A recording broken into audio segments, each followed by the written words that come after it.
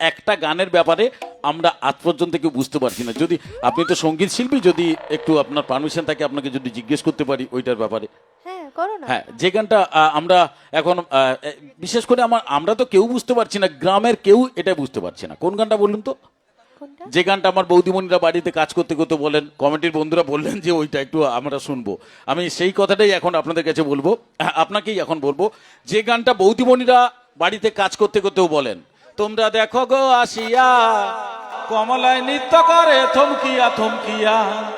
Madam না, এতটাই না ম্যাডাম, এই কমলা থমকে নাচে কেন? তার কি পায়ের প্রবলেম না কোমরে ব্যথা? কেউ বুঝতে পারছে না। আপনার কি মনে হয়? কমলাকে গিয়ে জিজ্ঞেস কমলাকে গিয়ে জিজ্ঞেস, শুধু আপনি নয়, আমি যতজন সঙ্গীত শিল্পীকে জিজ্ঞেস করেছি সবাই একটাই কথা বলেছে, কমলাকে গিয়ে জিজ্ঞেস করতে হবে কমলা কেন থমকে নাচছে। আর এই জন্যই ম্যাডাম, শুধু আমি আপনি নয়, গ্রামের কেউ নয়, কেউ তো বুঝতে পারছে না কমলা কেন থমকে নাচছে। এই জন্য গ্রামের শাশুড়িরা কি করেছে জানেন? হ্যাঁ। এই গানটাকে টোটাল চেঞ্জ করে দিয়েছে। আচ্ছা। তাদের বৌমারা কে কি কাজ করছে, পাড়া প্রতিবেশীকে ডেকে বলছে এই গানের সুরে। কিভাবে জানেন? দাদা একটু কমলা নিতে দিয়ে দাও দাও, হ্যাঁ হ্যাঁ হ্যাঁ দা ঠিক বাজি দাও মানে, দা ভালো আছে তো, এটিকে হ্যান্ডশেক করো, মোর মাথায় এটিকে হাত বুলি দাও। না না, মানে সবার দিন, একটু বন্ধ কর, এই সবার দিন তো সব দিন সমান যায় না। ওই কয়েকদিন আগে ডাক্তারের কাছে গেছে, ডাক্তারবাবুকে গিয়ে বলছেন, ডাক্তারবাবু একটা কিছু ব্যবস্থা করুন। বলে কেন, আপনার কি হয়েছে? বলে ডাক্তারবাবু বাম হাতটা প্রচুর ব্যথা। বলে কেন, আপনি কি করেন? বলে ডাক্তারবাবু আমি তো সব সময় বলে এগুলা সব ঘরে দেখবো। কি? বলে না ডাক্তারবাবু আমি তো গিটার বাজাই। বলে সেটা তো প্রথম এসে বলবেন যে আমি গিটার বাজাই বাম হাতটা, এসে এগুলা কি ডাক্তার দেখিতে যাইছ না সেটা আরবে হাত বলি দাও। হ্যাঁ মোটামুটি ঠিক আছে তো, হ্যাঁ থ্যাংক ইউ। ঘটনাটা হচ্ছে গ্রামের শাশুড়িরা কি করছে, কমলা কেন থমকে নাচছে বুঝতে পারছে না, এই জন্য গানটাকে টোটাল চেঞ্জ করে দিয়েছে। তাদের বৌমারা কে কি কাজ করছে এইভাবে, মানে এই সেইটা নিয়ে পাড়া প্রতিবেশীকে ডেকে বলছে এইরকম, ও তোমরা দেখো গো আসিয়া আমার মেজ বউ বাটলা বাটে চৌকিতে বসিয়া। তোমরা দেখো গো আসিয়া মেজ বউ বাটলা বাটে চৌকিতে বসিয়া। তোমরা দেখো গো আসিয়া মেজ বউ বাটলা বাটে চৌকিতে বসিয়া। আর ছোট বৌমা রান্না করে থাপড়ি কি বসিয়া।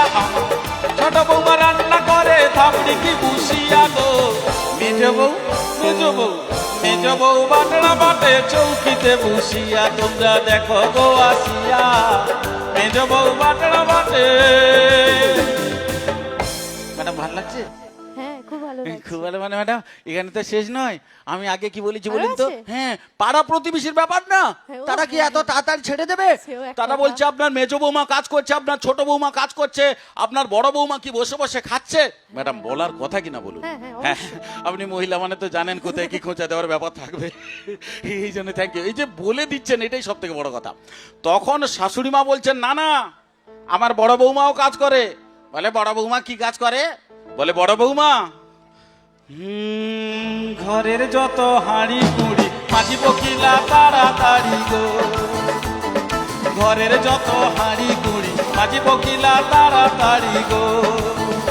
আমি বৌমাদের কাজ দেখছি দুয়ারে বসিয়া। আমি বৌমাদের কাজ দেখছি দুয়ারে বসিয়া গো।